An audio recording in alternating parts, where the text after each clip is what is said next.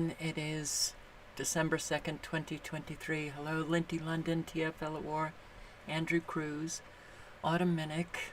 Hello, Sherry Hughes, thank you very much. Sean and Don E., Crystal Hart, Etena and Donna Davidson, Cynthia Johnston, Rick Yorkin, Patricia White, Blues du Jour. Hi.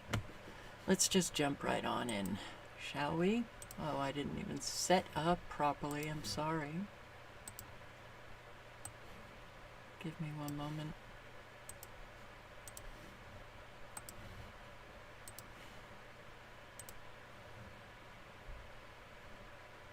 Okay, let's just start with some fabulous weather in Italy.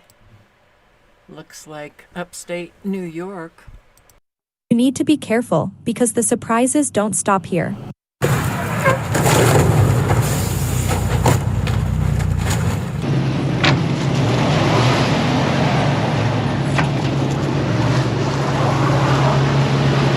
Aosta Valley, Italy witnessed an exceptional event that caused strong disturbances in the Aosta Valley, bringing heavy snowfall to the borders of the Alpine regions. The first snowdrops began to fall densely at night, spreading to the center of the city.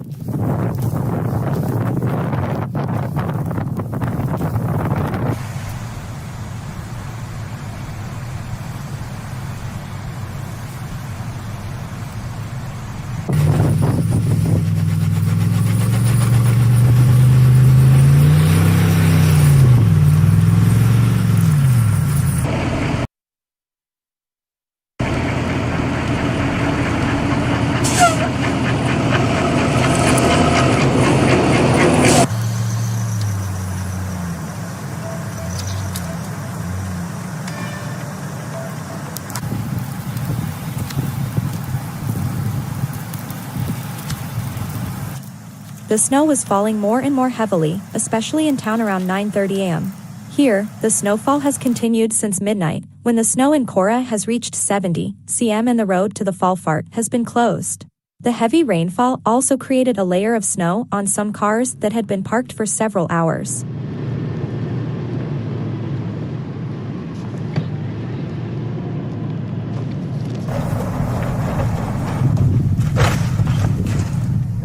Un vero disastro. Alberi spezzati e macchine completamente sepolte, manca l'energia elettrica. Giulio che fa freddo! No, ma non nevica neanche un po'.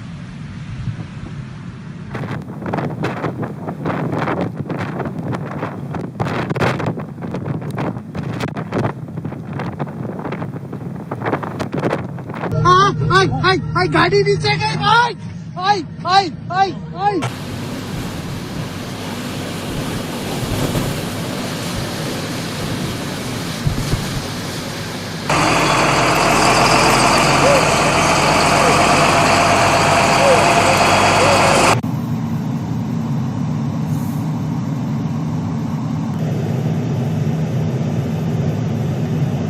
In Slovenia, in just over 12 hours, there was 30 centimeters of new snow, creating a pure winter atmosphere for the entire area.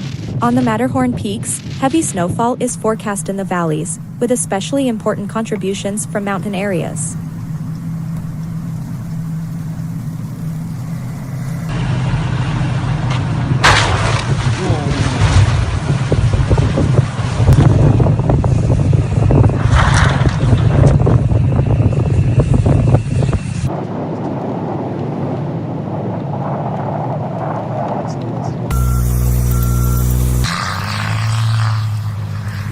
Accident on Norman Road, which As I said, I think this winter is not going to be very pleasant for an awful lot of people. I hope you have back out for power outages. I hope you've got shovels. I hope you have the resources to pay somebody to plow. I hope all of the elderly in your neighborhoods, when you are getting that snow, I hope that you're going to be checking on them to make sure that they're okay. And yeah, shovel their driveways and their walks. So I thought this was interesting. January 6th committee tapes have disappeared. disappeared. You know, I read that headline and I thought to myself, no one cares anymore. Do I care? I only care about people who are suffering the consequences of the evil that we've got going, and an awful lot of people all over the world are suffering those consequences. That's what I care about. I care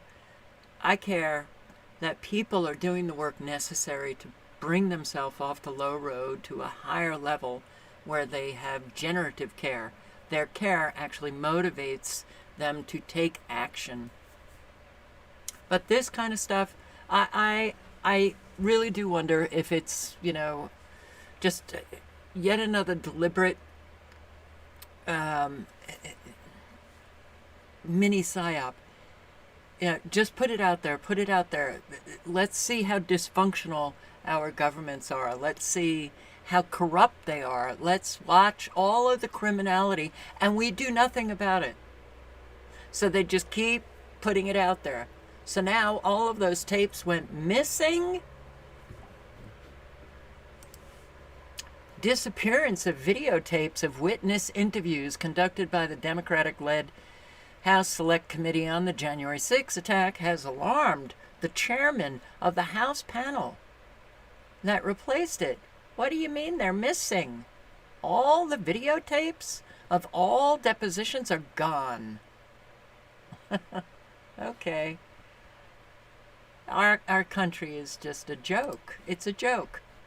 Bidenomics winning? 60% of Americans report their income does not keep up with inflation. Could we stop accepting all of the lies and perhaps start screaming every time they lie?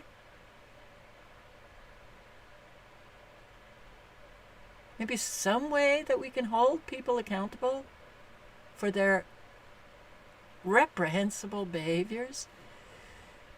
Guess not. Major banking crisis started last night. This was posted today. Oh, it's Saturday. Oh, the major banking crisis started Friday night. That's generally when these major crises happen. Friday night. Then the weekend, everybody goes about their business. Oh, I want to have fun. Check it out.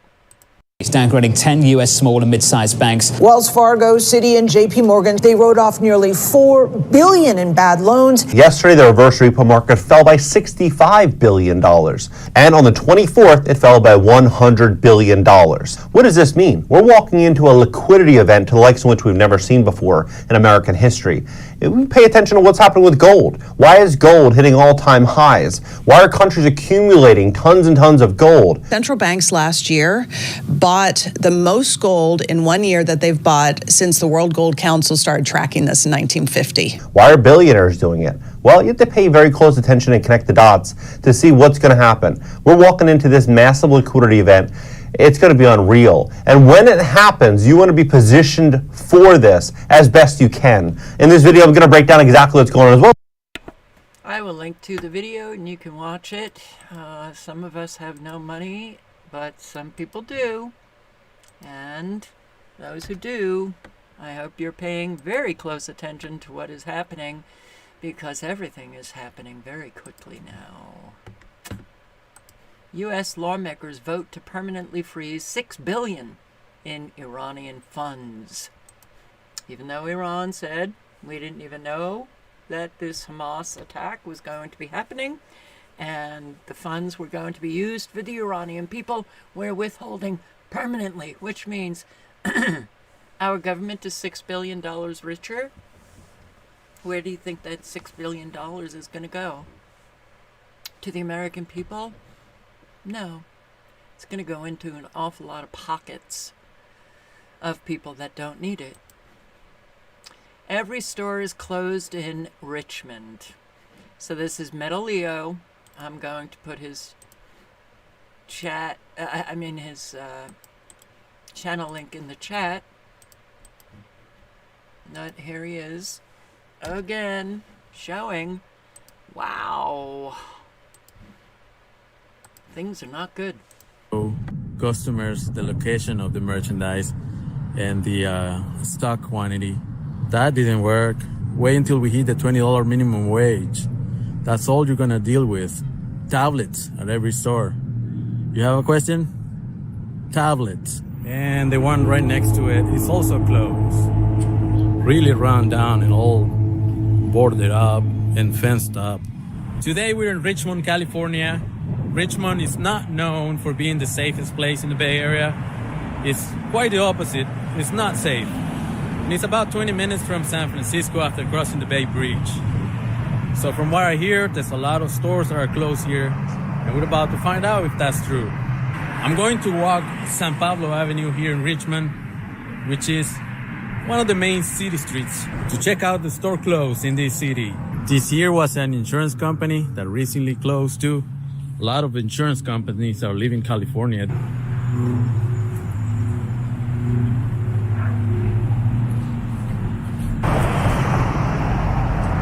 Especially small insurance companies like this one, they have to go. You don't see on the streets advertisements for insurance anymore around here.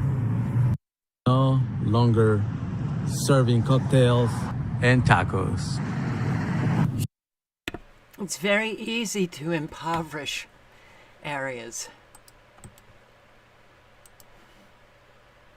if you've got the money and power to do it. Very easy.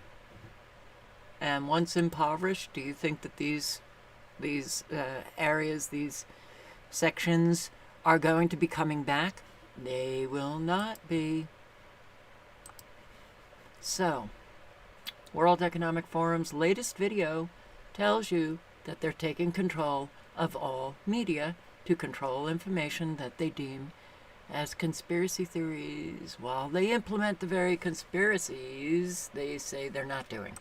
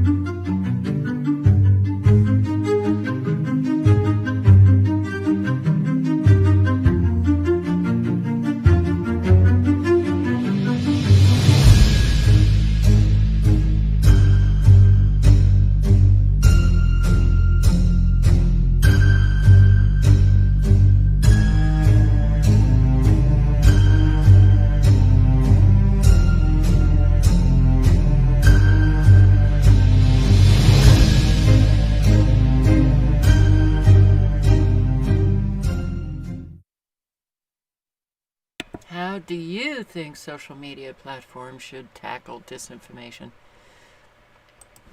So I have posted a lot of videos on the cyber attacks, and they've been increasing over the years. And I have said they're going to end up with all of these cyber attacks. This was before I knew about Cyber Polygon, which we'll get to in a second. There will be so many cyber attacks that they will demand digital IDs. You will have to register with your government in order to get onto the internet, because they have to know who I am, who you are, who all of us are. And didn't we just hear Nikki Haley say just that? No more anonymity? No more anonymity on the internet? Okay. Cyber Polygon.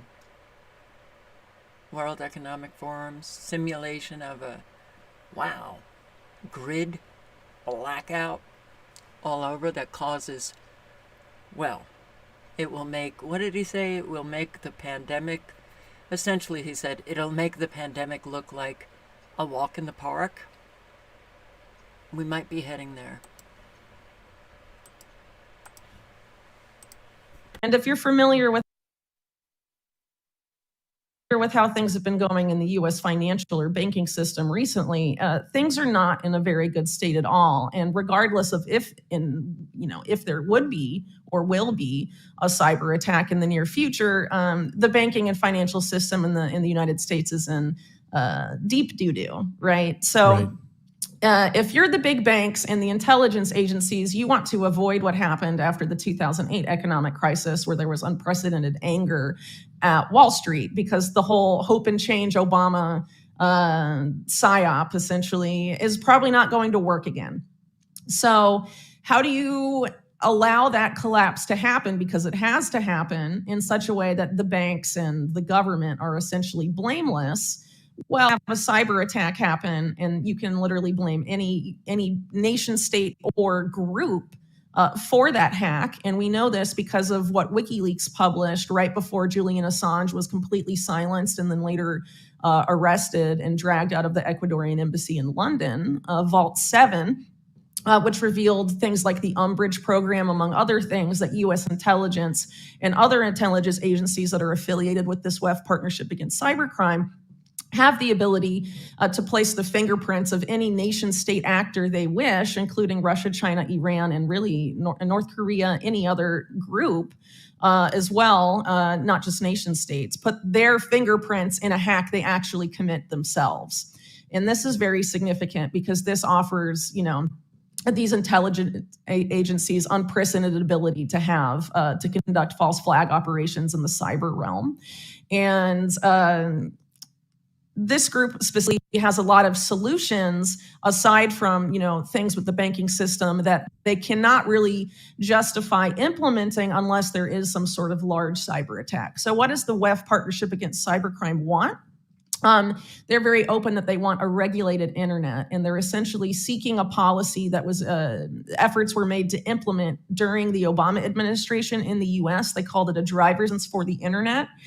So essentially what this public-private partnership that the WEF is pushing for is for every person's access to the internet to be tied to a digital ID or a government-issued ID, but presumably a digital ID just because of where government-issued ID programs are all going essentially around the world.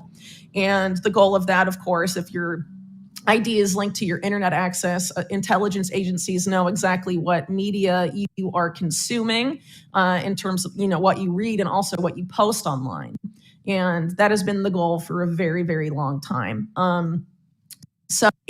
People aren't necessarily going to consent to that unless they are made to believe that anonymity and privacy online are dangerous.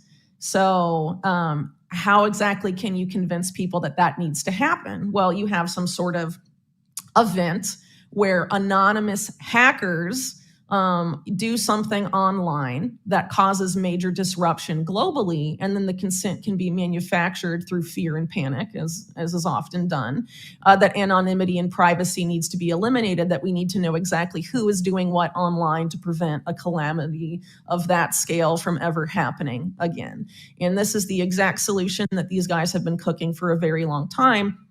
And the intelligence agencies involved are Israeli intelligence, British intelligence, and then the U.S. Secret Service, FBI, and Department of Justice. And you have several of the biggest banks in the country, like Bank of America, involved directly with this group, as well as major U.S. tech companies like Microsoft and Amazon partnered with all of this. And this is exactly what they're seeking, and they have all the tools to allow something like this to happen. And when you have the fact that some of these actors want a war where the U.S., for example, goes to war with Iran, among other things, and they have the ability to attribute cyber attacks of any scale to any entity at all. And this is a big problem because when these alleged hacks take place, whether it's blamed on Russia, Iran, or China, the headline will blame these countries. But if you actually read the article itself, they don't actually have the evidence to make that case.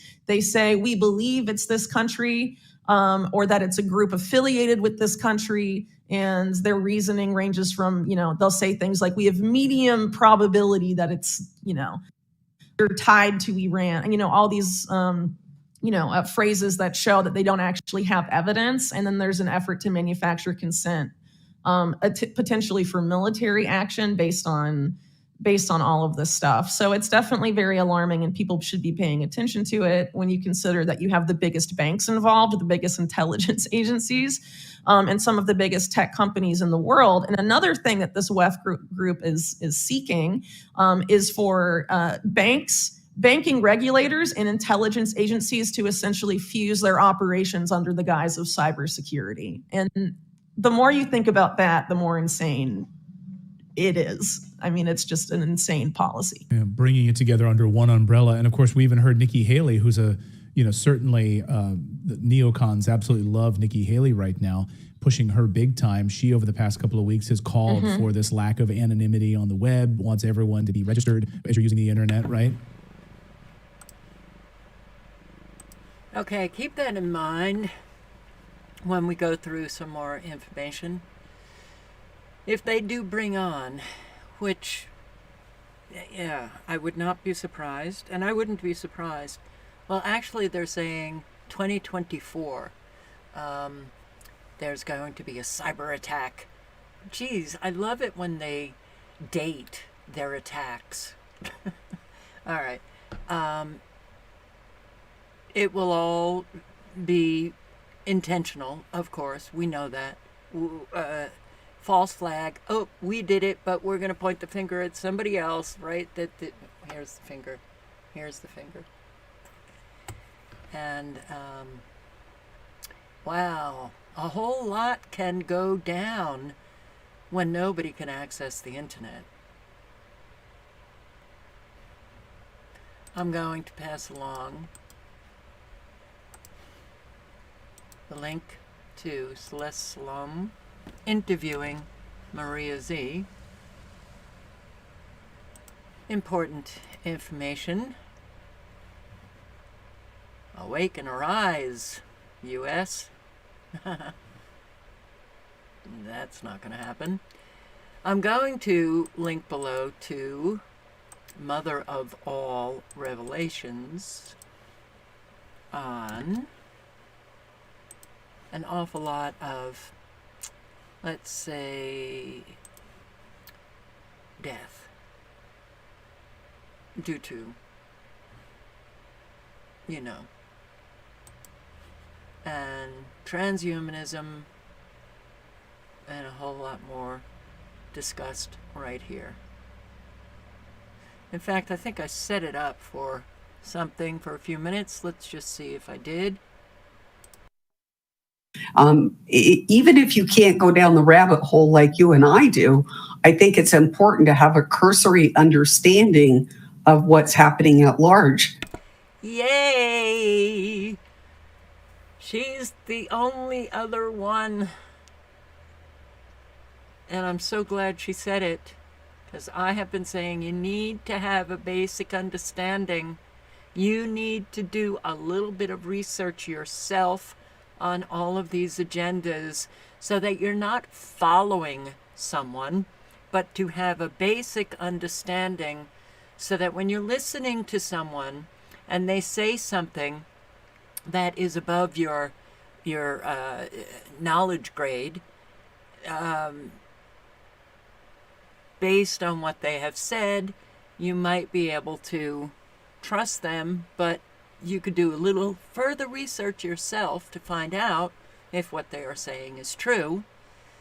But there's an awful lot of people who don't do any research themselves. That leaves them like prey to an awful lot of people who are posting a whole lot of information that might be wrong, but they follow them. And that's the fault of the individual who doesn't have a basic understanding of these agendas that are taking place. So thank you, Celeste. Good to hear that. So that we can stand against it and oppose it. Yes, I absolutely agree with you, and it's a weaponization of ignorant populations, and a weaponization, like particularly when it comes to the indigenous people. It's what happens is if you oppose this, you're suddenly a racist, and so people are afraid of being labeled a racist, and so it's an attack from all fronts, but really it's just using good, well-meaning people or people that are fully aware of what they're doing and are posing as something that they're not in order to achieve the final goal, which is the destruction of all natural life. This is absolutely highlighted in the UN's Remaking the World Towards an Age of Global Enlightenment. If you'll allow me, Celeste, I'll share what I found from that book because it's really horrifying. Yes, I would love to. All right, so I'll put the link in again, and you can listen. And talking about the United Nations, biodiversity, and all these people who think that they're doing, fabulous jobs saving animals and protecting animals and protecting the environment, and what they're actually working towards is getting rid of the two-legged completely from an awful lot of land. And in fact, I think a lot of our parks have the UN biodiversity. This is a UN biodiversity section. And there are a lot of parks that have been chipping away at people coming into them. So it's happening. All agendas, steady, on board, going forward. Yeah. Oh, and this video, Radio Frequency Jesus, where Look Out for Charlie is talking about how you can go to a website, and if you have the money, you can create your own fictitious person. But he talks about the dangers of doing just that, as if anybody could think that it's not dangerous. All right, we have a major problem with the migrant situation. I'm very frustrated.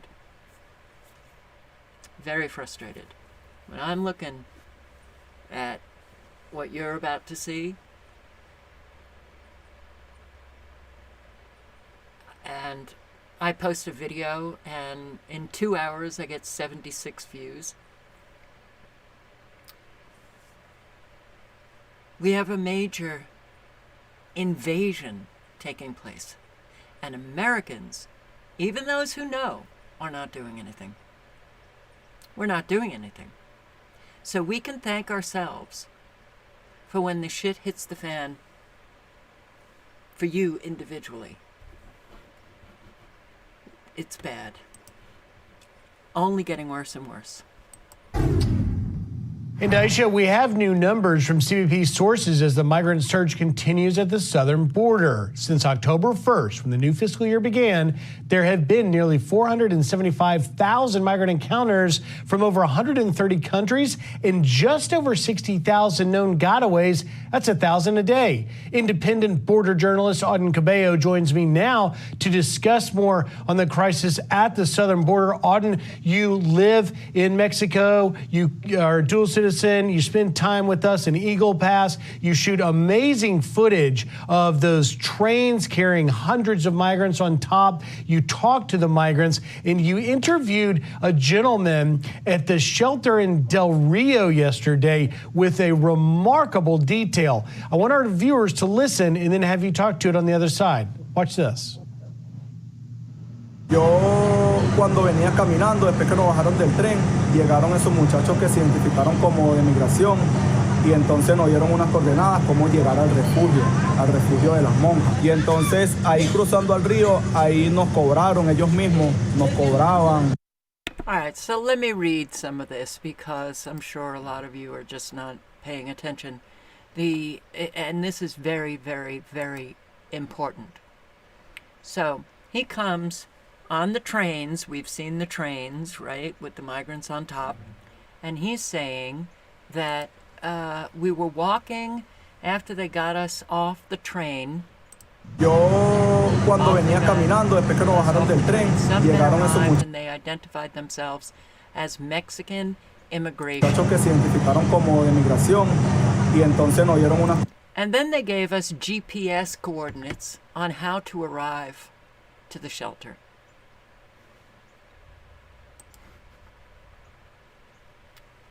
Coordinated, orchestrated, government orchestrated, United Nations orchestrated, Compact for Migration, all one need to do.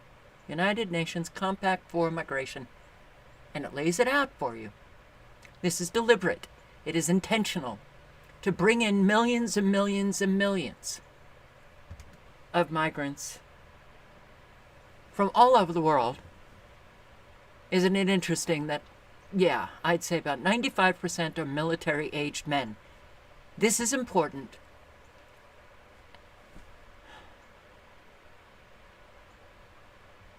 Well, most of you will find out that it's really important. And I've been posting on this for years. Years. During Obama years, during Trump years, during Biden years. Everything only getting worse. Oh, a little bit better during the Trump years. Well, yeah, they recalibrate things so that you think Trump is just fabulous. They were still coming in. Okay? And, my God, now, on a daily basis, what we are seeing, still Americans dead asleep, could care less. Wow.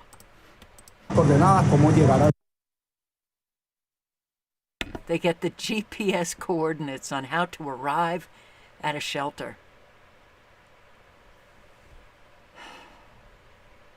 Those are the apps. The apps that we heard from Mayorkas and Border Patrol agents talking about. They go on their phone and they get GPS coordinates, or they get them from a Mexican immigration official. It could not be more obvious that this is purposeful. These people are not seeking asylum.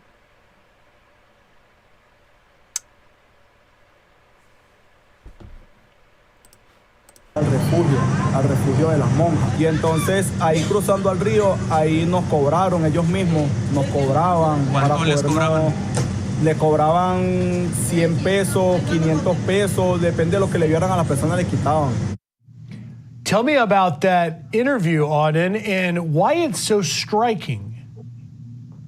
Well, it's great to be with you, Griff. And that's very striking because one of the things that I've been documenting in Piedras Negras is the continuous flow of migrants arriving. And after covering it for so long, it seems that there was something orchestrated or somewhat organized. So I started digging a little bit deeper and I started talking to the migrants, and eventually they opened up saying that they're being receiving GPS coordinates. So I pushed further, trying to find out, well, who's providing these coordinates, who's organizing these groups, this gentleman in particular from yesterday, he said it's immigration officials that approached him on the train. Now, these trains that I've been documenting leaving central Mexico, they're the same ones arriving in Piedras Negras. And what Mexican officials are doing now is they're stopping the train, having the migrants get off, and gradually releasing them so they don't arrive all at once to Piedras Negras like we've seen previously, where we've seen thousands arrive all at once. Those have simply gone away from Mexican officials and made it all the way to the river. So now they're controlling it. They approach them 100 miles further into Mexico, and they get them off the train. They provide GPS coordinates to a shelter, the only shelter in Piedras Negras. And then from there, they go and give them further instructions on where and when to cross into Eagle Pass. Now we've seen there's footage of where these large groups were crossing. At some point, Border Patrol was waiting for them and used the forklift to raise the concertina wire and let them through. And these are the same groups that I've been walking with and documenting as they're crossing into Eagle Pass. And what I'm seeing is that not only is it very organized and orchestrated, is that the flow continues. And from what I'm seeing, there's no end in sight. Wow. 2 days ago, I got word that there's 1,600 in Sabinas, which is 80 miles south of Piedras Negras. Well, I've been waiting and monitoring for this group, and sure enough, they're applying the same approach as only 200, 300 at a time being released, being guided to the shelter, and then from there guided to a certain crossing point at certain times. And these are the groups that you and your team have been documenting on the Eagle Pass side. It's just unbelievable. Somebody left a comment saying, it's too big. It wasn't that big years ago. Oh, and the PSYOP on the border wall, remember? During the Trump years, and some guy posted a GoFundMe or something and got millions and millions and millions of donations to build that border wall. Build that wall. Build that wall. Sorry. It was all bullshit. It was all bullshit. Where did the millions go? It's unfortunate that Americans love to pass the buck. And, oh, look, all I have to do is send $5 and the border wall is going to be built.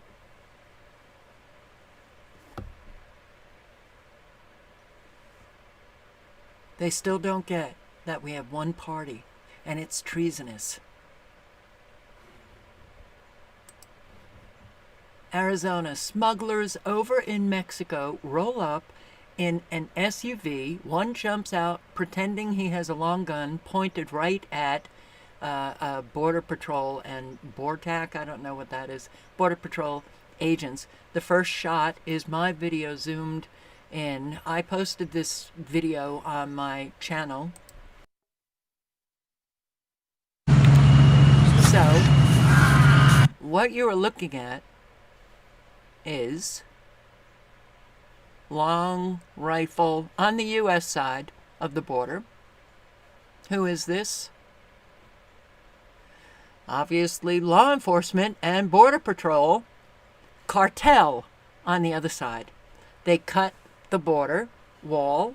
They cut one of the pilings to make room for the migrants.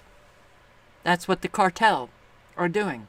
Cutting the pilings of the border wall. And are they doing anything? The law enforcement on the U.S. side? No. So you see this guy filming. Oh, okay, go ahead. Go ahead. Go.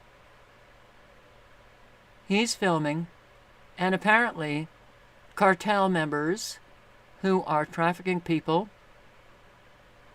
after they cut the pilings to make room, they're doxing Border Patrol agents.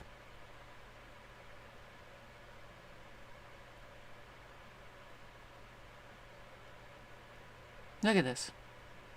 Come on. Come on in. Come on in.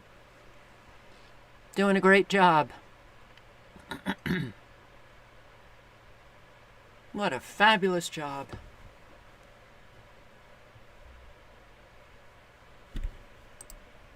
Yeah. This Lukeville, Arizona, currently flooded with hundreds of illegal aliens.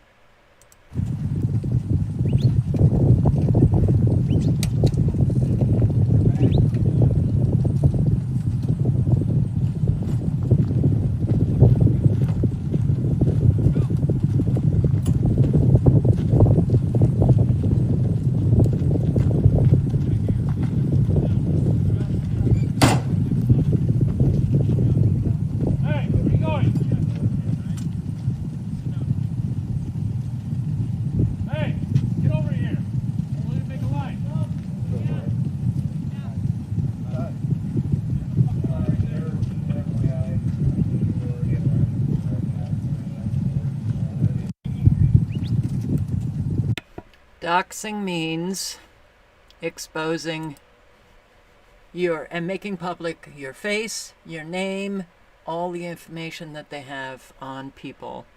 And when the cartel is doing that, but why don't we have military? Because that's war. All right, well, we know why. So migrants surge as people living on border worried, and this is in Arizona. People living on the border concerned even as the Border Patrol makes adjustments to deal with it. Thanks for joining us. I'm Valerie Cavazos. We're staying on top of the situation that has forced the Border Patrol to change where its agents are working, and that has people worried some areas may be understaffed. 13 News reporter JD Wallace is live at a Border Patrol checkpoint just north of Sierra Vista. And JD, resources are being moved away from here. Valerie, checkpoints like this are unmanned right now to put more agents on processing the thousands of migrants showing up each day claiming asylum. But people living on the border are noticing the shift also. Well, when I heard it, I thought it was a joke. How can you, all hands on deck, moving all the agents in from the border to process? I thought, that's gossip, but it's true.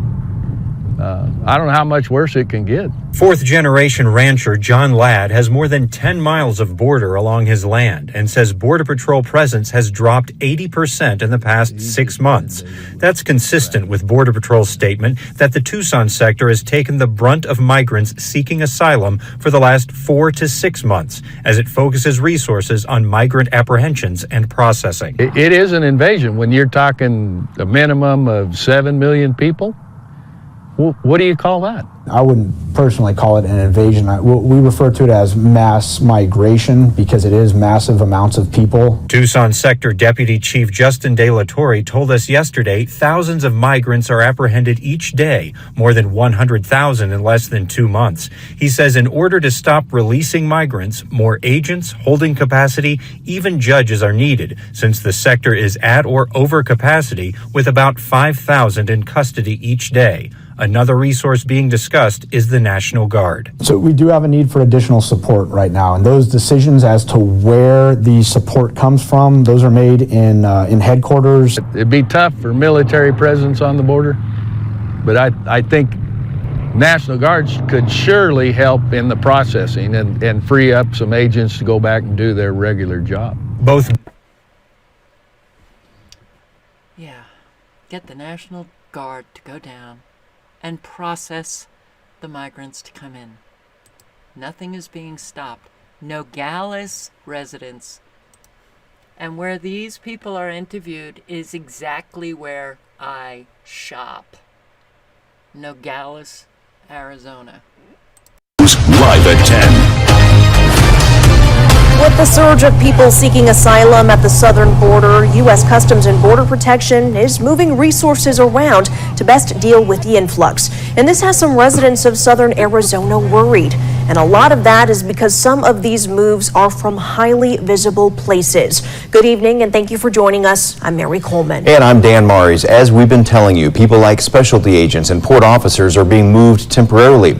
And now checkpoints are being shut down so the agents can help with all the influx of people coming in. 13 News reporter Emily Miranda joins us now from the closed Amato checkpoint on I-19. And Emily, you've been talking to residents. Do they feel this could impact their safety? Dan, I have gotten mixed reactions from Nogales residents here today. Some are concerned about their safety, while others tell me that they feel things are going to continue in Nogales as normal. But one thing many did say is that they have already seen less CBP officers around town, and many of them pointing me to this checkpoint here on I-19, which you can see behind me is dark and closed, which many say they haven't seen in a long time. Cindy Rodriguez has lived a block away from the border in Nogales for 3 years. She has experienced migrants hiding out and crossing through her backyard. She says having a large amounts of agents around brings her and her family peace of mind. I always have one around the corner of my house. She is concerned about CBP moving resources around. It is really, really concerning that Border Patrols wouldn't be, available for us, because honestly, having Border Patrols make me feel safe. On the other side, some residents say they will still feel safe and believe not much will change in Nogales. Daisy Soto is one of those. I feel like if they were to, take most of the CBPs away, it would still be pretty calm town as it is right now. Many residents tell us they are already starting to see less CBP presence around town and more Nogales police officers on the streets. Soto said this is keeping the community safe. And I feel that that's better for the town as well, because they're more able to, protect the area as well. Rodriguez hopes CBP will be able to balance out their resources in the near future. I'm hoping that they're able to balance out where they have the same amount of Border Patrols we have now.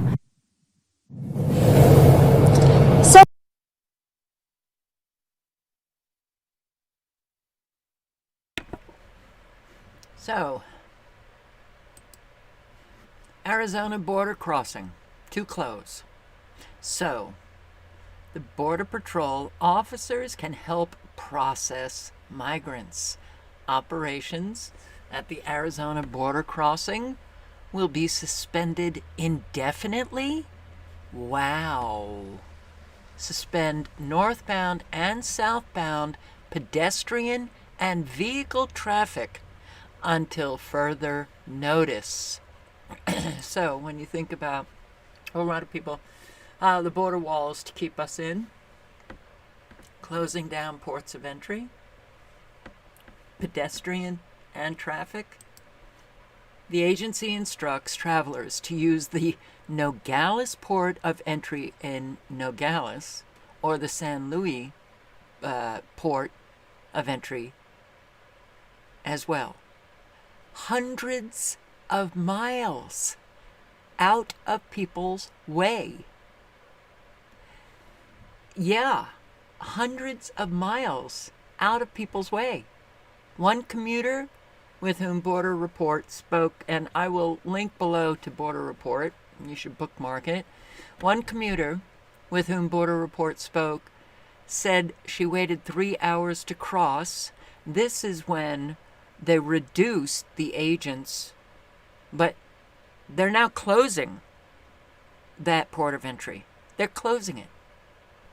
A worker at a duty-free shop next to the port of entry told Border Patrol Report he worried the long delays would keep people from coming over the border to shop, especially with the holiday season upon them. Migrants apprehended in the Tucson sector are being bused to El Paso, Texas for processing and expedited removal. Well, doesn't that mean we have way too many coming across the border? Okay. Closing a port of entry, the Lukeville port of entry, to traffic, cars, and pedestrians. Nogales, I think, is over 200 miles. And the other, San Luis port of entry, is over 150 miles. But then they have all of the hours of driving to come back to where the Lukeville entry is to go where they're going. Major disruption. Major. And if they're shutting it to traffic, that means they're shutting it to trucks coming through with products, produce,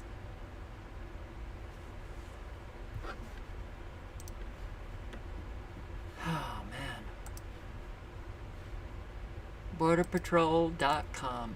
Link is in the chat.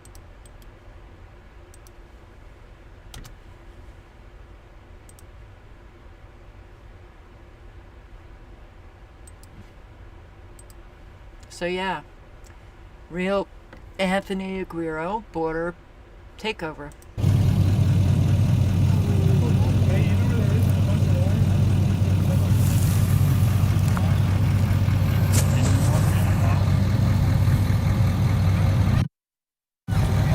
Hey, what's up, Patriots? It's your friend Anthony Aguero once again out here from Lukeville, Arizona.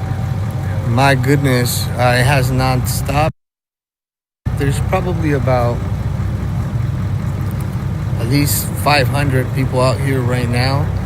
And as more people get picked up in this little merry-go-round, more people arrive, and then more people get picked up, and more people arrive. Let me turn the camera. Idea. Here is right here in front. You have two lines, this line and then the other line, which pretty much consist of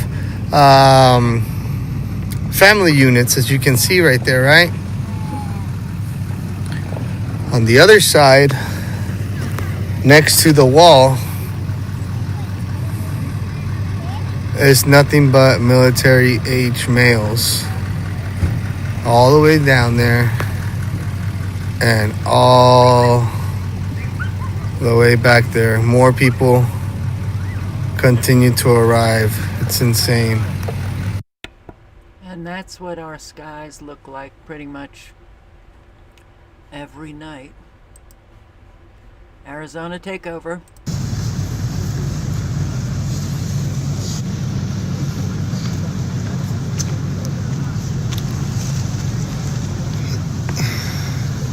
Hey, what's up, guys? Good to see you all on here.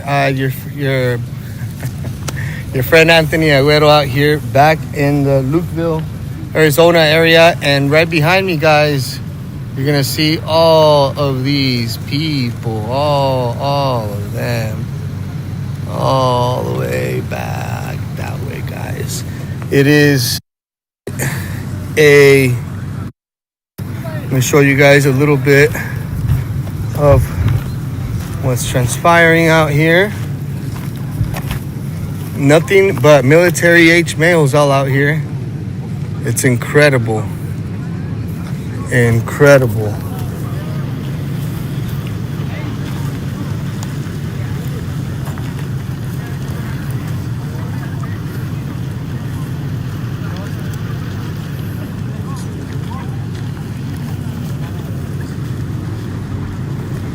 It's just,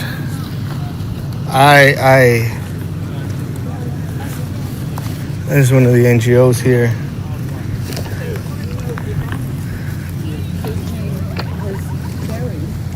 Barack Obama, when he was growing up, he said, call me Mary, not Barack. And then after, he went to Barack. But he said, That's why they shut down the port of entry. So those border agents can come on over instead of, dealing with the pedestrians and those in the car crossing the border. Shut that down because there's way too many on foot. Process them. Get them processed and they're ready to go anywhere in the country they want to.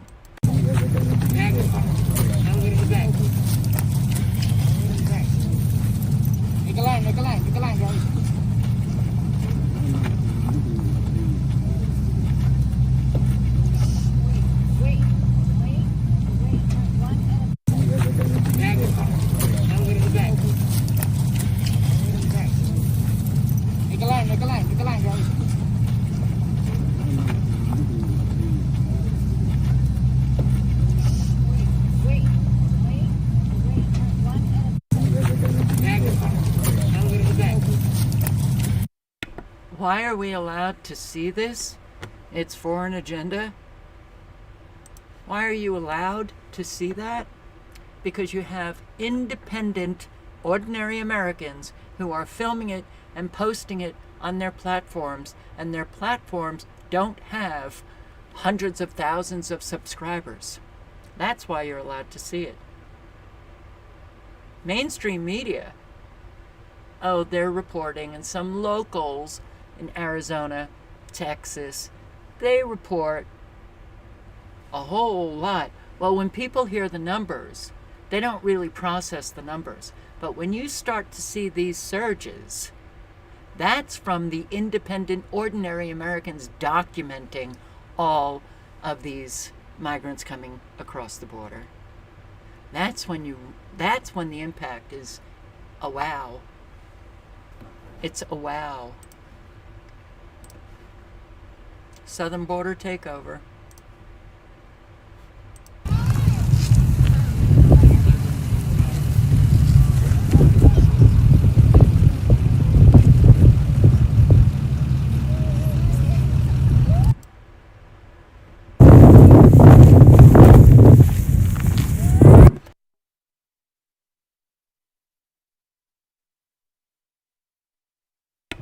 We have a secure border in that is a priority for any nation, including ours and our administration. We have taken unprecedented action over the past year and a half to secure our border. And we have a process in place to manage migrants at the border. We're working to make sure it's safe and orderly and humane. The border is closed. We agree that the border is secure. The border is secure. We have... Since I didn't mute my mic, I'm going to play it again. Listen to the abject lies, and every American should be outraged that all we get are lies from liars. And then all of the Americans who accept all of the lies. Isn't it great? No. It's repulsive, is what it is. Or those who don't care. We have a secure border in that is a priority for any nation, including ours and our administration. We have taken unprecedented action over the past year and a half to secure our border. And we have a process in place to manage migrants at the border. We're working to make sure it's safe and orderly and humane. The border is closed. We agree that the border is secure. The border is secure. We have... Now, okay, so this is one video with an awful long line of migrants crossing. But the other videos, well, they should have replaced that with the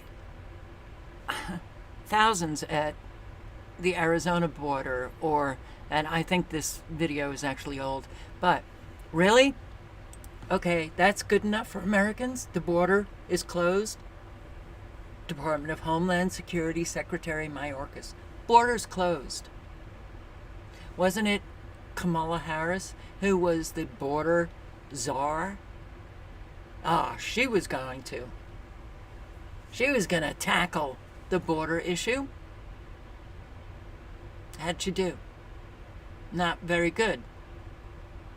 Do you understand that these people are deliberately destroying this country and your lives? They're sick, twisted, psychopathic, narcissistic, treasonous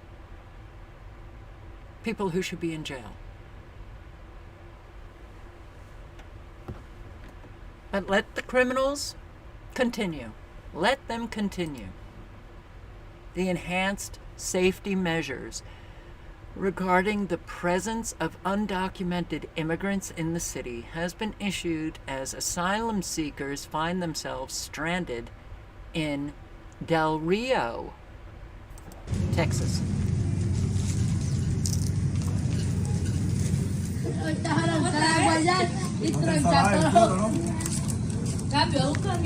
Era grabar a las señoras que botaron la renta.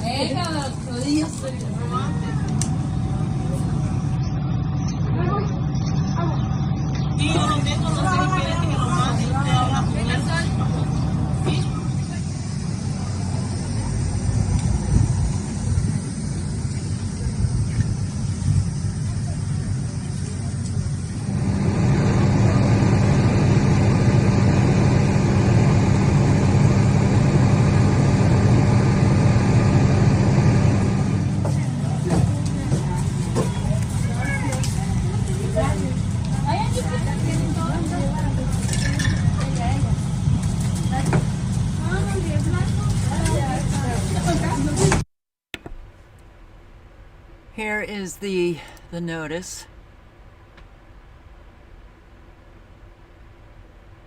I can't, man, my eyesight's bad. As part of our ongoing commitment to ensuring the safety and well-being of our community, the Del Rio Police Department, in collaboration with Border Patrol, Valverde County Sheriff, and the Department of Public Safety, is implementing enhanced safety measures to address the recent increase in undocumented migrants in our city. Our primary goal is to maintain a secure environment for all residents, and we want to keep you informed about the steps we are taking. Yes, we would like to share some safety suggestions with you. Report suspicious activity. Secure your property. Lock your vehicle. Hide valuables. Safe routes for daily activities. Identify and utilize well-lit and populated routes for daily activities, especially during early morning or late evening hours. Encourage friends and family members to follow the same practices to enhance personal safety. Yes, because all of these migrants, well, they're enhancers.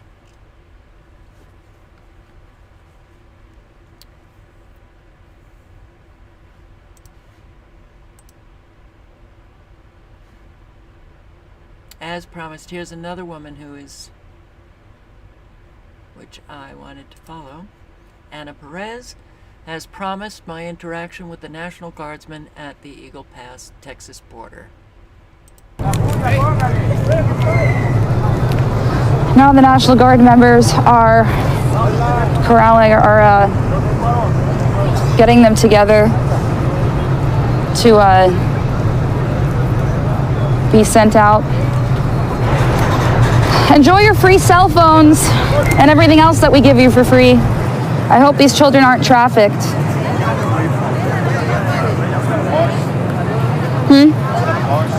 Sorry.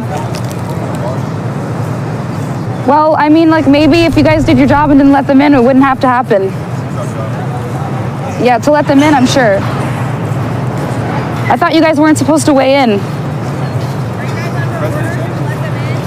You're under orders to let them in? You just said that?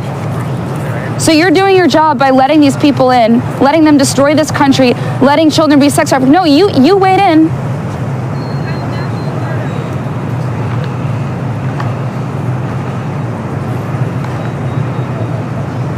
So he weighs in and then he walks away. That's so funny. I thought they weren't allowed to talk to us, and yet. Carlos.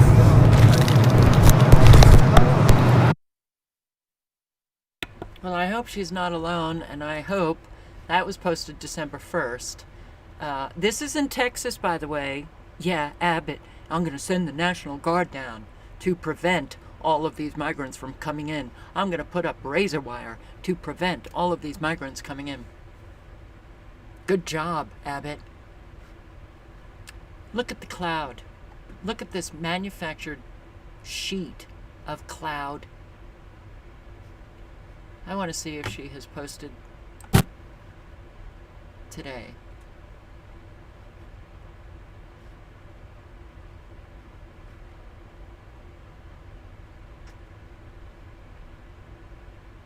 Yes. Okay, good. So, yeah, in Rio Grande, so the Fifth Circuit Court of Appeals ruled on Friday that the state of Texas must take down the floating border buoy in the Rio Grande at Eagle Pass. And that was an obvious. The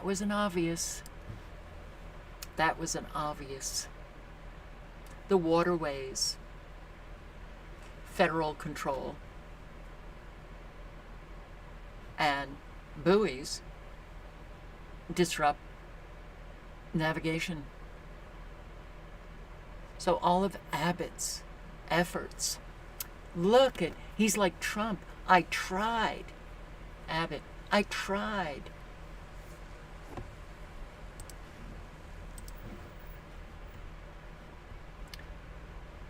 The refugee asylum system, big time, and they're not, coming here for better economic opportunities is not a qualification for asylum. Hey everyone, it's Hernando Arce here, citizen journalist, and check out this next clip. I must have interviewed dozens and dozens of illegal aliens here at the Illegal Human Trafficking Center in San Antonio, and it always seems to be the same story, that they come here for a better future, for a better life, for economic reasons. But when I pushed them and asked them, are they going to be requesting refugee asylum status, their answer is always yes. Then I have to explain to them that economic reasons is not a valid excuse for coming here for asylum. And see how quickly they change their stories. Obviously, they're lying. You and I know that. But this is how they've been coached. And a lot of them have been coached without tax dollars with the American Lawyers Association, one of the biggest NGOs in this country that's taken hundreds of millions of dollars of our taxpayers' coffins. And so, check out the video and put your comments below. Thank you. Buenas noches, señora. ¿Cómo estás? Bien. ¿De dónde eres? De Venezuela. Venezuela, ¿esa es tu hija? Sí. ¿Y me puede contar tu experiencia con viniendo acá? Fue difícil. ¿Y por qué dice eso? Porque nos robaron. Sí. Los policías en México, o sea, quitaban plata. So she had a bad experience. They robbed her. The Mexican police robbed her. ¿Y qué más te hicieron? Nos bajaron del tren. They robbed her in the train of death. Te robaron, okay. ¿Le molestaron también o no? No, solo nos robaron. Okay. Pero sí hubo niñas que la tocaron para sacarle la plata y todo. So she just testified that they did not touch her or her daughter, but there are women that she witnessed that were molested by the Mexican police, by la Policía Federal. Oh, lo siento, señora. ¿Y por qué vino? ¿Por qué vino a Estados Unidos? Por la situación que tenemos en el país y para un mejor futuro para nuestra hija. Oh, okay. She came here for a better life, better opportunity. Y lo hacía otra vez, si tenía la chance, lo hacía otra vez. She wouldn't do it again. No lo volvería a hacer porque esa travesía fue difícil. Because it's very, very difficult. ¿Fuiste por el Darien Gap? Sí, por el Darien. Wow, they went through the jungle in Panama. Y eso 2-3 semanas así. Duramos 2 días y medio. 2 días y medio, 2-3 days in the Darien Gap, very dangerous jungle. Sin comida y sin todo. Without food, nothing. Unbelievable. And so, de aquí, ¿qué vas a hacer ya que estás aquí? Voy a trabajar, a poner a estudiar a mi hija. She's going to go to work and put her kid through school. ¿En qué trabajo vas a hacer? No, en lo que me salga. Whatever job she can find. ¿Qué ciudad vas a ir? Texas, Katy. Texas. Katy. Ok, eso cerca de acá. Katy, Texas. That's Houston. Eso queda en Houston. Es una ciudad grande. 3 horas de acá. Y las escuelas son muy buenas para las escuelas. So, ¿tiene familia allá o hermanos? O primo. She has a cousin. She has a cousin in Katy, Texas. If I recall, that's in Houston. Katy's in Houston.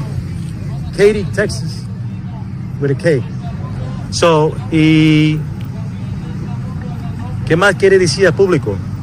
No, que o sea, que es muy difícil para que se venga. La travesía es difícil, entrando a la selva, entrando a México es lo más difícil. Por eso es muy difícil. Muy difícil. Se roban, o sea, los mismos policías, o sea, tanto como los mexicanos como los malandros, pues, o sea. Sí. Esta es una mujer joven. Sí. ¿Cuántos años tiene? 27 años. She's 27 years old, and ¿es tu único hijo? It's just the only daughter. Tiene 10. Y tiene 10 años. She's 10 years old. ¿Y tiene familia en Venezuela? Sí. ¿Lo van a venir acá o no?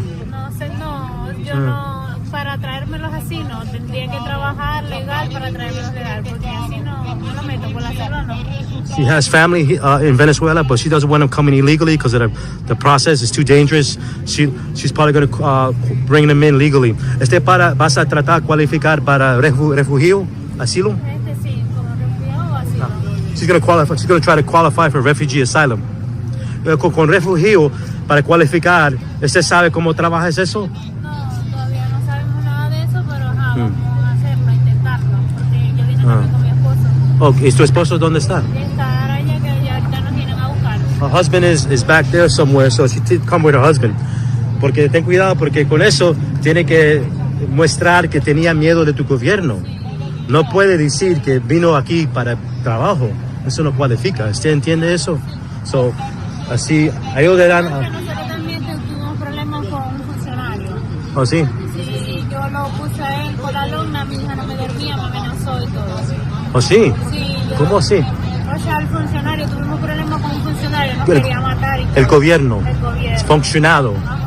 So she's saying that she does qualify for refugee asylum because she had fear for her government that wanted to come and kill them at their home. En mi país lo puse, o sea, lo puse para presentarnos, pero eso nunca valió porque como es el gobierno. She made a complaint with the government in Venezuela, but they never contacted her for a court date.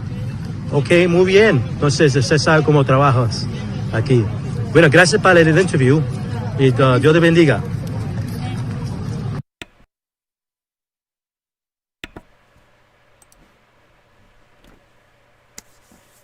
Someone left a comment saying, they get heaven on earth and we get hell. They're not getting heaven on earth.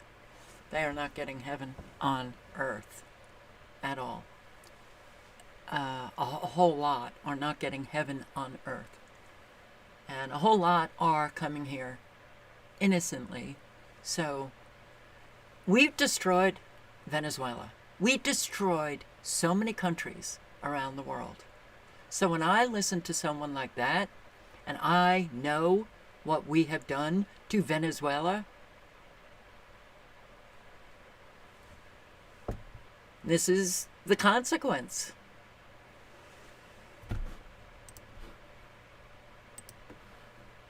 And this here, fascist Democrats will facilitate this invasion until we are outnumbered and unable to defend ourselves. Well, clearly, we're unable already. And the fascist Democrats, we're not doing anything to protect ourselves. We're acting like little kids. Mommy and Daddy, please come to the rescue. And they don't. It's one big happy narcissistic family. Malignant narcissism. Whole lot of abuse that keep adults too scared to actually, get in touch with the power that they have. No, I can't. I can't speak up. I'll be abused.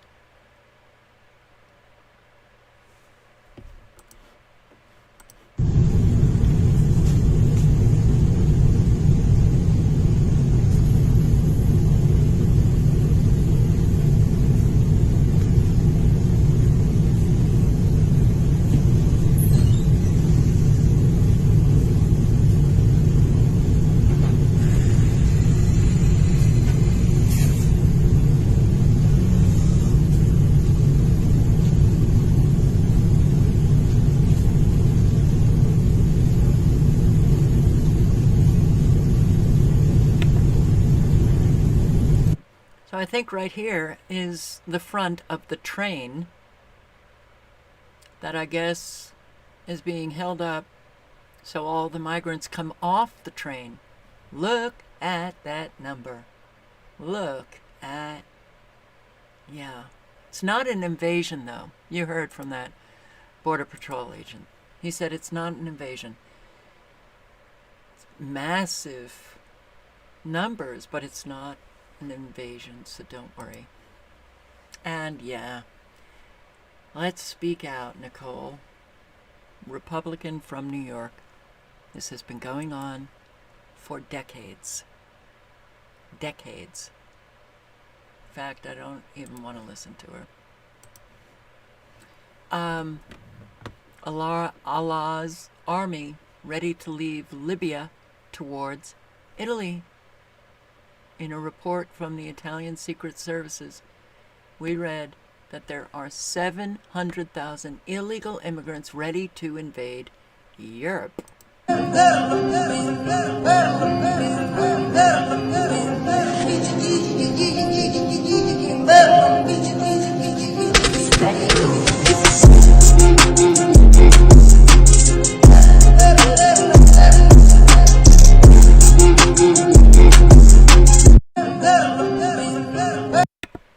do you think that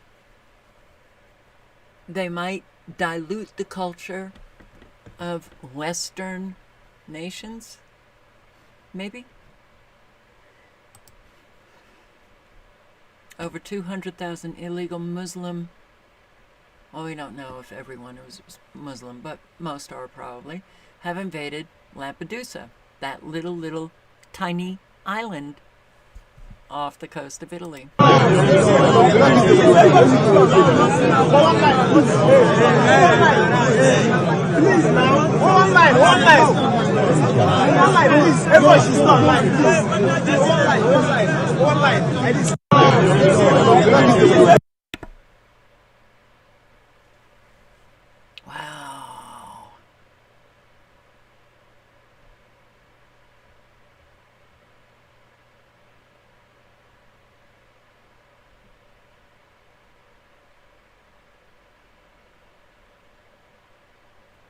Oh, okay. I was reading L78's comment. This is good old Paris.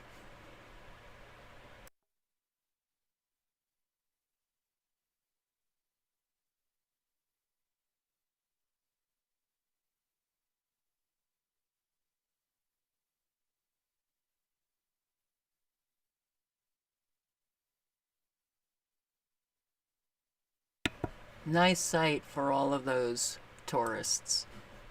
And yeah, the residents in Chicago are fed up.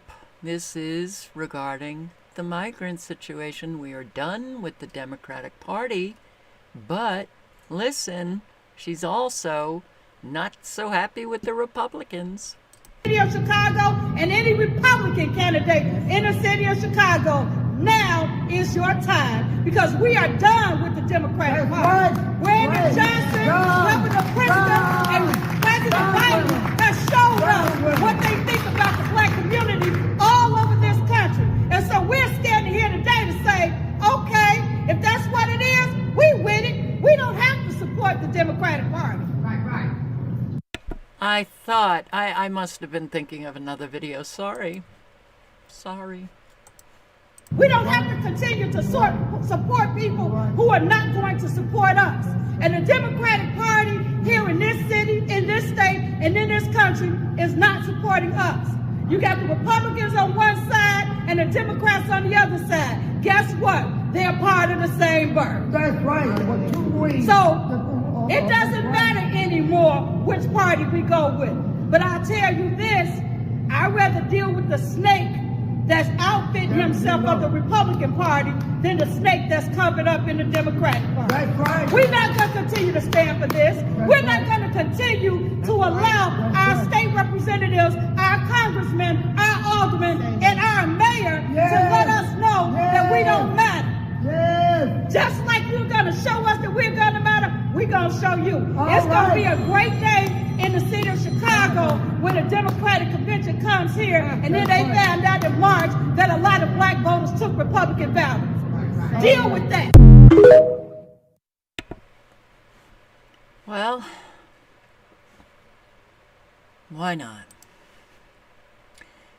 But the child trafficking that is taking place, they are drugging children, and this, I mean, everything now is so obvious. And Americans, man, on the whole, they're just dead inside, they're empty, they're robotic, and let me just do the same thing today that I did yesterday, and I'm going to do the same thing tomorrow, and which means I'm all about my life. I'm not concerned. This is unbelievable. Look, they're sedated. They're sedated. Look at them. Look at them. This is not normal. Look at, he's just like completely lunched over. Ask them when the last time they ate was. ¿Cuándo fue la última vez que comieron los niños? So this is what we're telling you. A lot of times, these children don't belong to some of these people. This is human trafficking. This is They're not even reacting, huh? At its finest. See how they don't react? Their pupils don't even react to the bright light in their face? No, these kids are drugged. ¿Qué le dieron a los niños? Here's this. Look at this little sweetheart right here. Mira. Guys, this is really a reality. This is actually the United States right now. This isn't a third world country. This is the United States, and unfortunately, our law enforcement agencies are out here assisting and abetting in the child trafficking trade, guys. Absolutely. There's like no way that you can call me a conspiracy theorist. There's no way that you can say that we're making shit up. We're out here, guys, living this day after day. Y'all think we do this because we enjoy it? We literally go home with stuff in our head, and seeing this should be upsetting to everybody, whether you're on the left or on the right. These little kids are passed out, y'all. These little kids. ¿Usted con quién viene, caballero? Solo. ¿Usted solo con ¿Y la mamá? La mamá me abandonó. La mamá. Unbelievable that we're just sitting back doing nothing. No one is coming to help you. The dam has broken. 2023. And as you can see behind me, the center has overflowed into the sidewalk and into the streets. And guess what? I'm declaring to everyone who's watching this that no one is coming to help you. No one is coming to help us. Your city government is not coming to help you. Your state government is not here to help you. The federal government is definitely not here to help us. We are on our own, guys. We are on our own. And we need to man up and get up and start taking action peacefully and start documenting this here crisis. Because calling your politician doesn't work anymore. The politicians is what got us into this mess. Okay? I don't care if you're D or R. Both parties have got us into this mess. And I'm in Texas, and I'm here to declare that Governor Abbott, and a lot of people may get upset about this, a lot of my viewers, but Abbott is in dereliction of duty. Sorry to break the news to you. He's not doing his job properly. He is the commander-in-chief of Texas. He has the power to stop this as well. So I'm just declaring that right now, that no one is coming to help you. No one is coming to help us. We are on our own.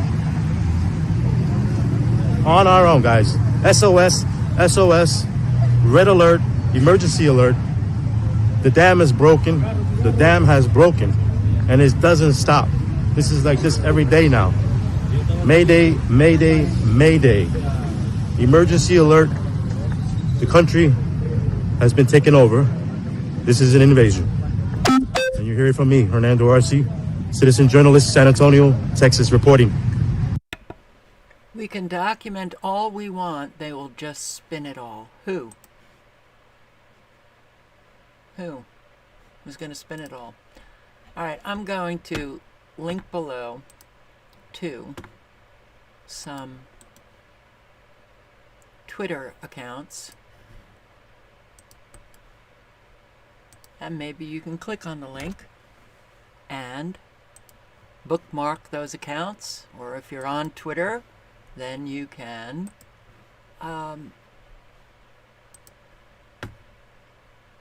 follow these accounts. And on a daily basis, check them out and circulate the information that they are providing us.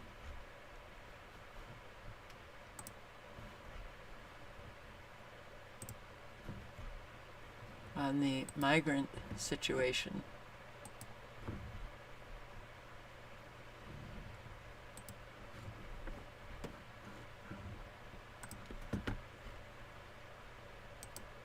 Out in Cabello,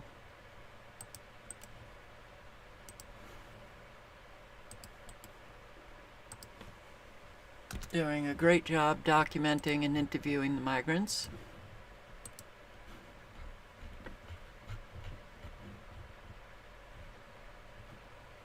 Anna Perez.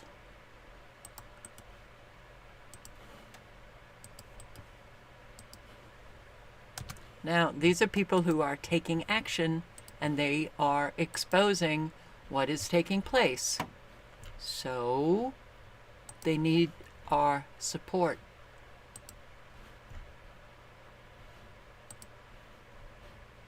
There was one more, I think. Oh, let's see.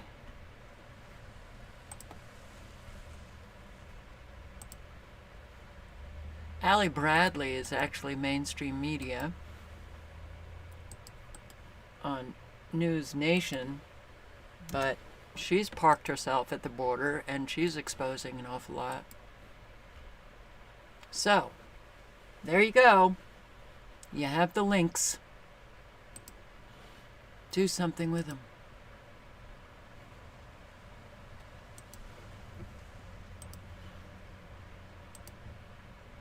Oh boy. Kamala Harris. We have to revitalize the Palestinian Authority.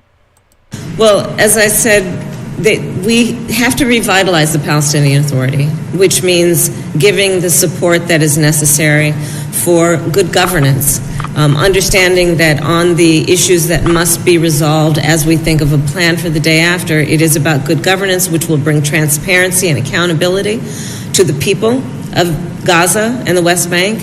It's also about what we need to do to recognize there must be some plan for security for the region, and I suspect as a plan develops, it will take into account interim and then longer term. And finally, what we must do in terms of rebuilding Gaza and a commitment to that. Well, as get your evil paws out of there. How dare she get up there and start talking about what we need to do for the Palestinians? How about get out? Leave other people alone. Disgusting. Here she is. How did Twitter describe the state of hostage negotiations during their call today, and did they provide any reassurance of truce in the next few days for the release of additional hostages? So I'm not going to reveal the details of the conversation, but I did speak with the Emir, and the work and their commitment to this work is ongoing, as is ours, and our work is ongoing to support some ability to reopen the pause and to have a deal going forward where there will be a pause so that we can get hostages out and get aid in. Reopen the pause. Reopen the pause. I spoke to my 81-year-old neighbor who has grandchildren who are in the Air Force, and they're being shipped over to Israel. Oh, they're deploying to Israel.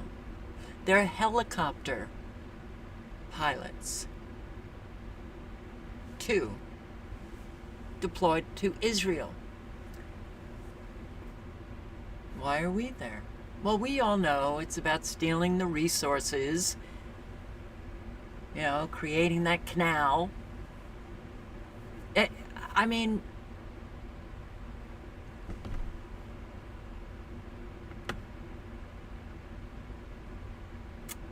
people don't want to do a fucking thing. It is amazing. Listen to Jimmy Carter on Democracy Now! So this was years ago. Why don't Americans know what you have seen? Americans don't want to know. And many Israelis don't want to know what is going on inside Palestine. It's a terrible human rights persecution that is far transcends what any outsider would imagine. And there are powerful political forces in America that prevents any objective analysis of the problem in the Holy Land. I think it's accurate to say that not a single member of Congress with whom I'm familiar would possibly speak out and called for Israel to withdraw to their legal boundaries or to publicize the plight of the Palestinians, or even to call publicly and repeatedly for good faith peace talks. There hadn't been a day of peace talks now in more than 7 years. So this is a taboo subject, and I would say that if any member of Congress did speak out, as I've just described, they would probably not be back into Congress the next term. Who are these forces that you're talking about? Well, there's an inherent commitment in America, which I share as a Christian, of a deep commitment to make sure that Israel is safe. And that is added on to by the very effective work of the American-Israeli group called AIPAC, which is performing its completely legitimate task of convincing Americans to support the policies of the Israeli government. And AIPAC is not dedicated to peace. They're dedicated to inducing the maximum support in America, in the White House, in the Congress, and in the public media for whatever policies the Israeli government has at a particular time, and they're extremely effective. Yes, it is really effective. Why? But also, please keep in mind, everybody, that, well, Biden said it himself. If there wasn't an Israel, we would create one. Well, we had an awful lot. Our hands were in the creation of Israel. It is a military strategic point for us to be there. And we have an awful lot. We've got boots on the ground. We have boots on the ground. Okay? This is not just the IDF. This isn't just Israelis, just Jews. Got an awful lot of evil. And it comes in all stripes and colors. And it's killing an awful lot of people. 6 residential towers completely destroyed. Oh, we've got to reopen the pause, don't you think?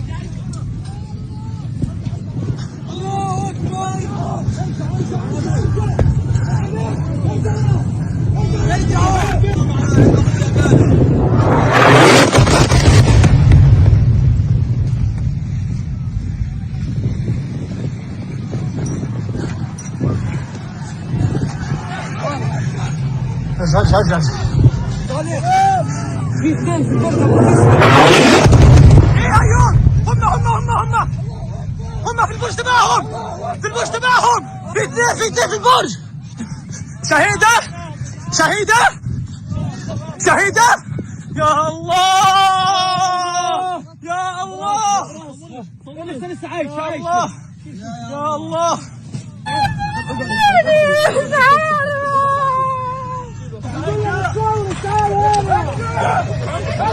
يا الله يا الله يا الله لا إله إلا الله لا إله إلا الله الله والله حجم الدمار والله يا جماعة قصفوا 6 أبراج من أصل تقريبا 10 أو 11.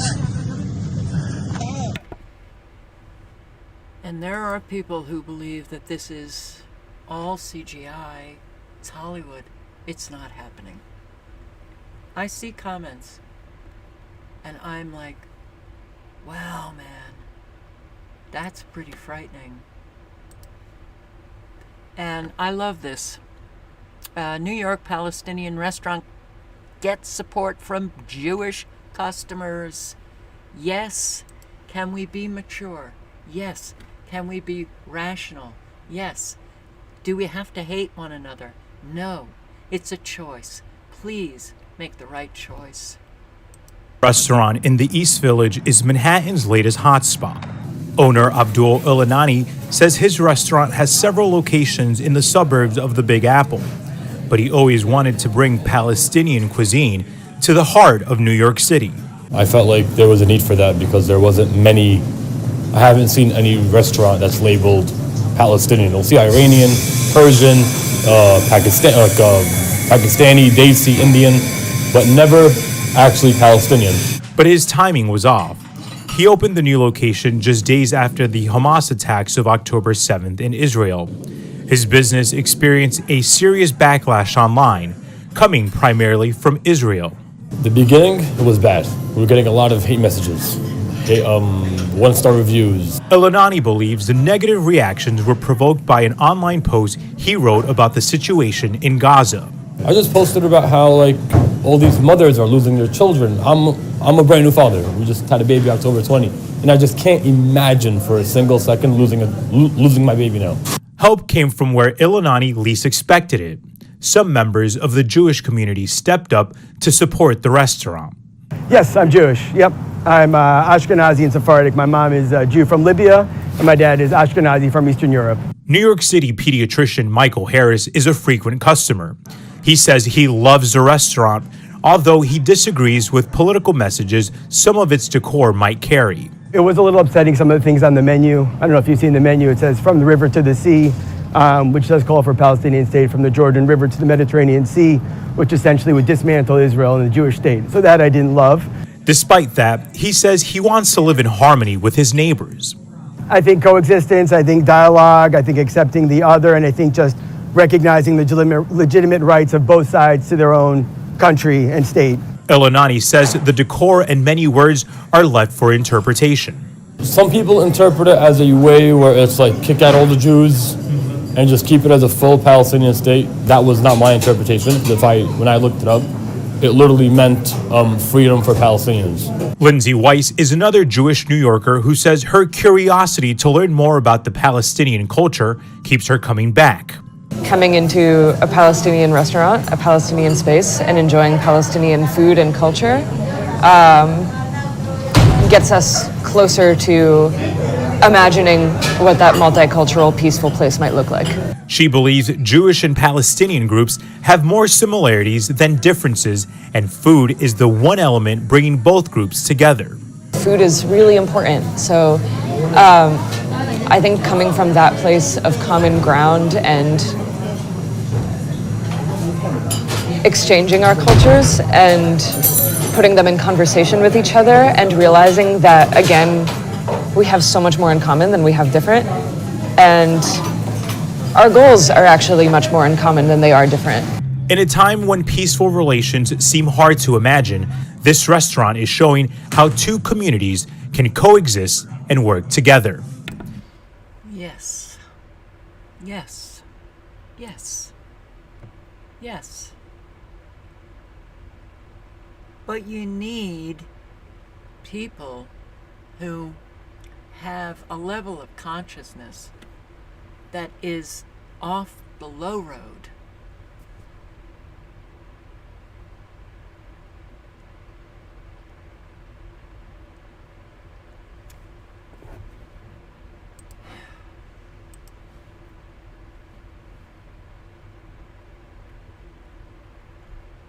The West Bank has been in the shadow of what's happening in Gaza.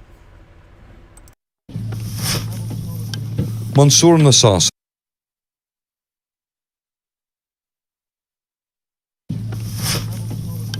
Mansour Nassar wants to take his sheep to his land so they can graze. But he is nervous about another attack by Israeli settlers who are trying to push him out. As you can see, I have to feed the sheep on the street. I want to take them, but I need to check and repair the damage first. We go with Mansour by car to his livestock grazing lands. The Israeli settlers have tried to block the road by digging a trench and piling up earth. Mansour is shocked what he finds. ولا أي شيء ما كيف الحمد لله رب العالمين صامدين في كل الأحوال الحمد لله رب العالمين الحمد لله. His car, his belongings broken and strewn across the slope. الجيش والمستوطن. This was the army with the settlers. They are like father and son. They beat me. They beat my son. They smashed everything. First, they broke the phones. They stole my ID and they destroyed the sheep pounds and the water pipes. It was on the morning of November the 9th when a group of Israeli settlers protected by the Israeli military came into this area and destroyed places where Palestinians have lived for generations. Those Palestinians, along with Palestinian human rights groups, say they have seen increased efforts by settlers to make land grabs since the beginning of the war. Settler caravans can be seen a couple of kilometers down the valley. This video shows one of the attacks using bulldozers to destroy the Palestinian farmers' property and force them out. The attacks seem to be led by this man, Tamar Cohen, or Kobe as he's known. He got a government loan in 2013 and established a settlement outpost. Abdullah Abu Rahma shows me a map of 7 Palestinian hamlets where farmers have been forced to evacuate since the beginning of the war. Israeli settlers attacked his team of monitors from the Palestinian Authority. They were handcuffed and stripped. The scars and bruising shows how hard they were beaten. After October the 7th, things began to change. My team members hesitated to flee for half an hour, and the settlers came. They kicked everyone out, but when they found out my colleagues didn't live there, they stripped them and beat them for 7 hours. Mansour and the other farmers forced to flee their land in the area vow to return despite the increasing settler attacks. As we prepare to leave, an Israeli army jeep drives by, a threat and reminder of who wants to take and control this land. Charles Stratford, Al Jazeera, Beit Fariq, the occupied West Bank. And still ahead here. Oh boy, man. 150,000 people march against anti-Semitism in central London.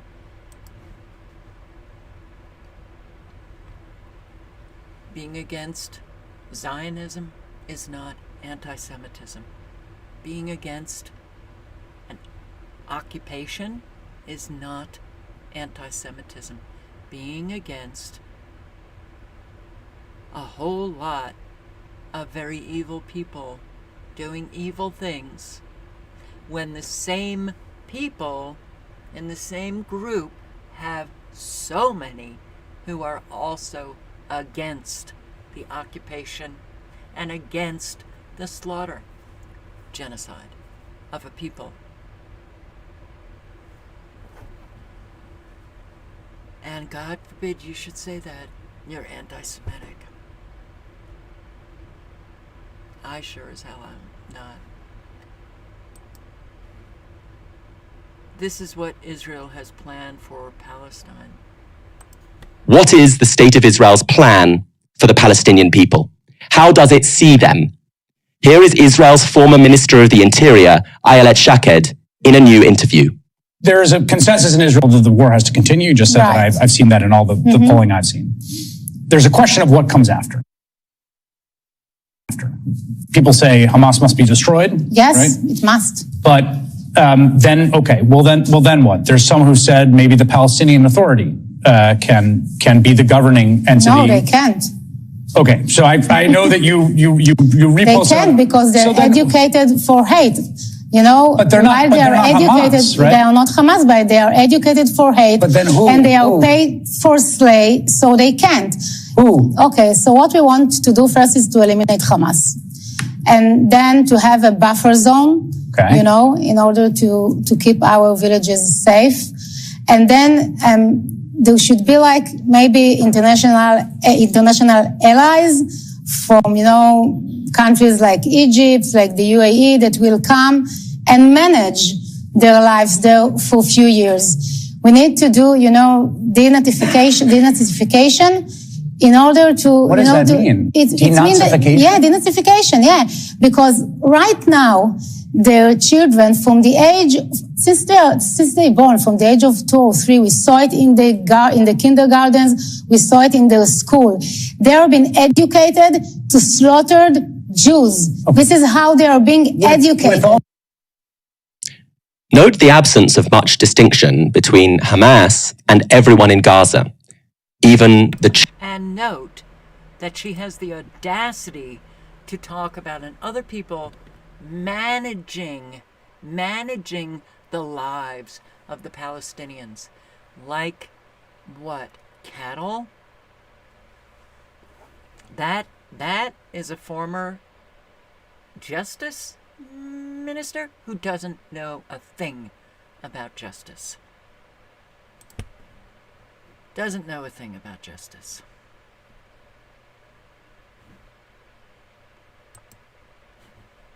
You know, I've had this article open now for about a week. Rabbi Abraham Joshua Heschel, 1963. He joined Martin Luther King, Selma, in the march from Selma to Montgomery, Alabama, in 1965. That's the picture, in 1965. Well, he gave this speech, Religion and Race, in 1963. I'm going to post the link again because it is relevant today. Very wise words. Very wise words. For all of us. How many disasters do we have to go through in order to realize that all of humanity has a stake in the liberty of one person? Whenever one person is offended, we are all hurt. What begins as inequality of some inevitably ends as inequality of all. And for the Israelis and the Jews who support what's going on, please take a step back. Look at what's happening objectively, because you will inevitably hurt your own self by supporting the massacre of a people. You hurt your own self.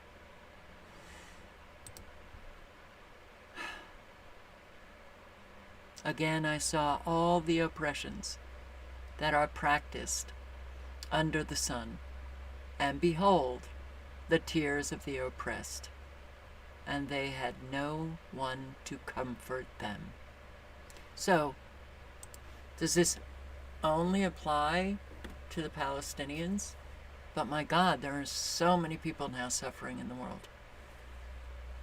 All the evil agendas that are taking people into a place where their life has been destroyed and they are literally in survival mode every single day, suffering a circumstance that has nothing to do with them, but everything to do with the external forces coming at them.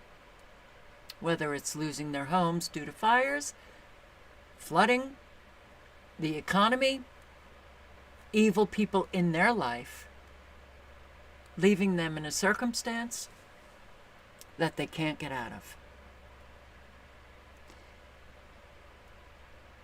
It's now time for all who are Christian, Jew, Muslim, to really practice and manifest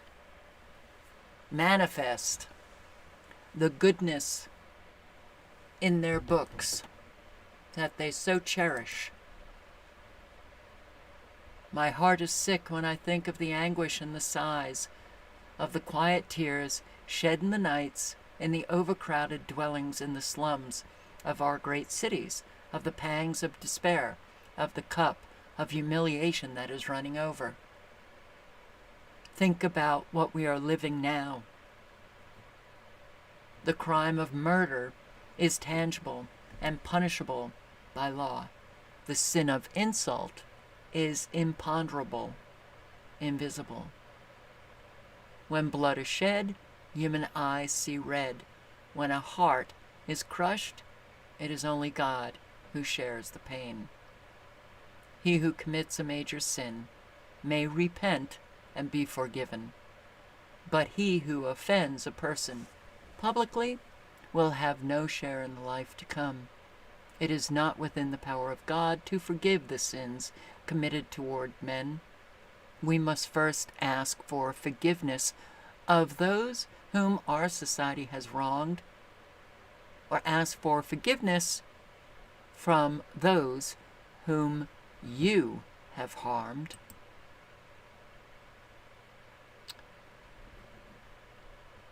How long will I continue to be tolerant of, even a participant in, acts of embarrassing and humiliating human beings?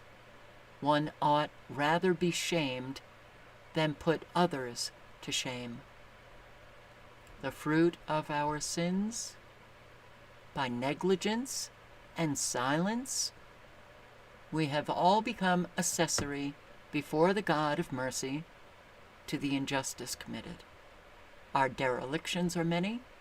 We have failed to demand, to insist, to challenge, to chastise, to hold accountable. To do justice is what God demands of every man. It is the supreme commandment, and one that cannot be fulfilled vicariously. Yes.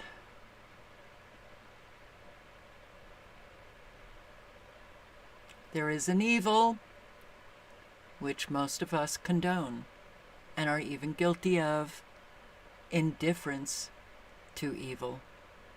There's a whole lot of indifference. There's a whole lack of care. Oh, but Carol, the Bible says hearts will grow cold. Does that mean your heart has to grow cold? Does that mean that you are perhaps justifying your own cold heart? Are you giving excuses to people who have a cold heart? Did you ever think that maybe the Bible, God, if you believe that that is God's words, maybe God was warning you? Steer in a different direction.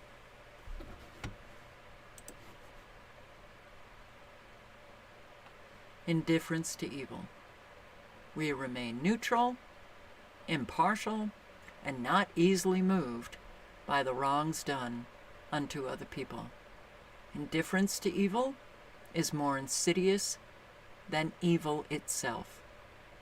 It is more universal, more contagious, more dangerous. A silent justification. It makes possible an evil erupting as an exception, becoming the rule, and being in turn accepted. God is not indifferent to evil. He is always concerned. He is personally affected by what man does to man. He is the God of pathos. Why would you trust a rabbi? That's like trusting the Pope. Wow. That's sad.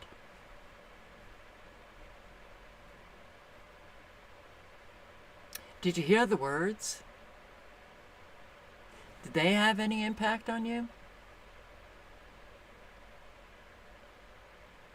How could you not trust the words? This is why we're living the nightmare we are. We have to do work on ourselves. Yeah. Live honestly. Speak honestly.